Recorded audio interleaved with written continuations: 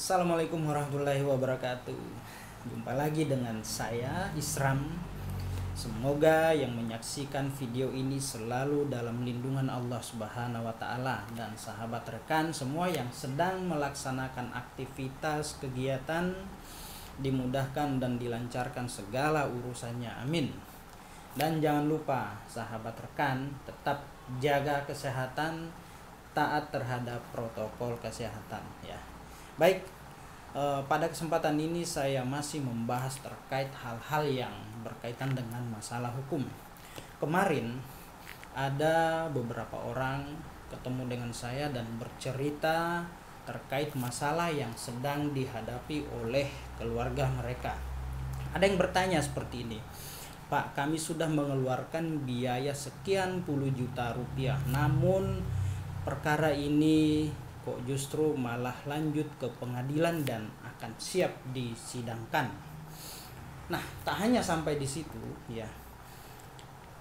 Menurut informasi keluarga pelaku, memang perkara yang sedang dihadapi oleh para pelaku ya, kasusnya memang ramai, viral dan disiarkan di beberapa media elektronik, televisi dan secara online ya, bahwasanya para pelaku telah melakukan perbuatan tindak pidana, melakukan penganiayaan, pengeroyokan, menggunakan tenaga secara bersama-sama, secara terang-terangan dan juga menggunakan alat atau senjata sehingga korban mengalami luka yang sangat serius dan harus dirawat beberapa hari di rumah sakit.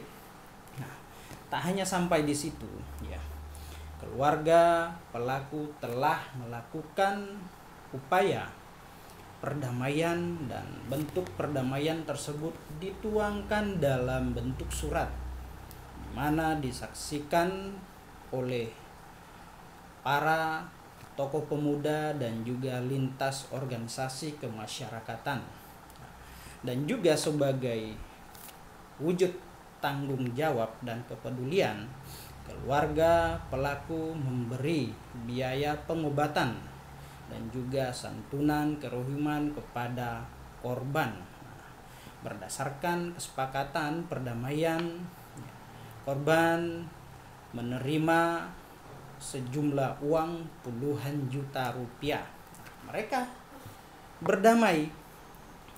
Ya, yang jadi pertanyaan mereka, sudah terjadi perdamaian secara kekeluargaan, restoratif justice, dan ada biaya pengganti pengobatan dan juga kerohiman, tapi kok kasus ini berlanjut ke pengadilan dan siap disidangkan.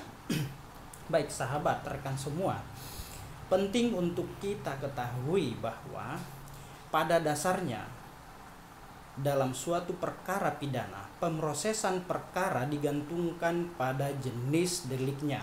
Ada dua jenis delik, ada delik aduan dan juga ada delik biasa. Delik aduan dibagi lagi jadi beberapa bagian dan sama delik biasa juga ada bagian-bagiannya. Nah, pada delik aduan ya, merupakan tindak pidana yang hanya dapat dituntut apabila ada pengadu dari orang yang dirugikan atau korban ya. Ketika korban membuat laporan ke polisian, maka kepolisian atau penyidik akan menindaklanjuti laporan tersebut ya. Apabila di kemudian hari korban atau pelapor mencabut laporannya terhadap terlapor karena telah dilakukan upaya kekeluargaan, upaya perdamaian ya, maka perkara tersebut tidak ditindaklanjuti atau ditutup.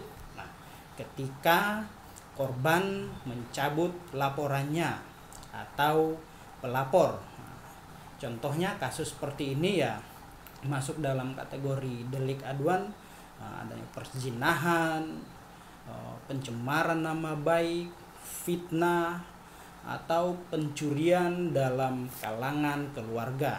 Nah, Kalau delik biasa itu tindak pidana yang dapat dituntut tanpa ada pengaduan, ya.